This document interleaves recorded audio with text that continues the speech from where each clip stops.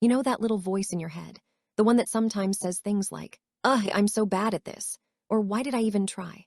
And what about how we talk about others? The casual criticism, the gossip, the complaints, it all seems pretty harmless on the surface, right? But what if I told you that this harmless habit is actually damaging your brain? Our brains are incredibly powerful, and they listen to everything we tell them. If you keep telling yourself you're not good enough, guess what? Your brain starts to believe it. This can lead to decreased confidence, procrastination, anxiety, and even impact our physical health. And it's not just about us. When we speak negatively about others, we're not only potentially harming their feelings or reputation, but we're also shaping our own perception of the world. Constant criticism makes us more cynical, less empathetic, and makes us believe that this world is completely hopeless, which is far away from reality. Think about it. Would you want to be around someone who constantly points out flaws and negativity? But here's where it gets really fascinating and perhaps a little mind-blowing. The impact of our words goes beyond just psychology. There's a famous experiment, often attributed to Dr. Masaru Emoto, that beautifully illustrates this concept. Dr. Emoto took two identical jars, each filled with cooked rice. For one jar, over a period of days or weeks, people consistently spoke kind, loving, and appreciative words to it. Things like, "You are beautiful," "Thank you," "I love you." And to the other jar, they spoke harsh, negative, and even hateful words. "You are ugly," "I hate you," "You're worthless." Now, after some time, what do you think happened? The rice in the jar that received positive words showed little to no mold or decay. It remained relatively fresh and vibrant. But the rice in the jar that was subjected to negative words, it became discolored, molded rapidly, and decomposed much faster. Remember, my friend, our words carry energy. I have already told you about energy body. Listening and talking negatively harms our energy body. Negative talk has an impact beyond what we can physically see or touch. If words can affect something as inanimate as rice, imagine what they're doing to our own minds, bodies, and the people around us. It's simple, but not always easy. Choose your words wisely. Start by becoming aware of your own inner dialogue. Challenge those negative thoughts. Replace "I can't" with "I'll try my best" or "I'm learning." And when it comes to others, practice conscious communication. Before you speak, ask yourself, is it kind? Is it necessary? Is it true? If it's none of those things, perhaps it's better left unsaid.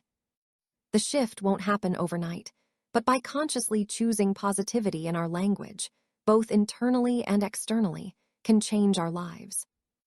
In the previous step, we have learned that negative words are toxic. Now let's talk about the solution. How do we reprogram ourselves for positivity? One of the simplest yet most profound tools is a gratitude practice. I'm not talking about a massive commitment. I'm talking about 10 minutes a day. That's it. Maybe when you wake up or right before bed. Grab a journal or even just your phone's notes app and list 3 to 5 things you are genuinely grateful for. It could be the coffee you're drinking, the sunshine, a kind text from a friend, or even just the roof over your head. What happens in those 10 minutes? You are forcing your brain to shift its focus from what's wrong to what's right. When you train your mind to actively look for the good, it literally starts to rewire itself. Studies have shown that a consistent gratitude practice can improve your sleep, reduce stress and symptoms of depression, increase your overall life satisfaction and happiness, even boost your immune system. It's like exercise for your mind. You build a muscle that automatically defaults to looking for the blessing rather than the burden. And that positive lens spills over into everything, including how you talk about yourself. One of the biggest sources of negative self-talk comes from the past, the mistakes you've made, the regrets you carry. We replay those moments and punish ourselves relentlessly. Think about the jar of rice that was molded by negative words. If you are constantly telling yourself you are defined by your worst mistake, you are essentially speaking toxic words to your own soul. You are preventing growth and keeping yourself stuck in the past. Every mistake is a form of powerful, if painful, education. Instead of saying, "I messed up," try saying, "That was a mistake, and I learned A, B, and C from it."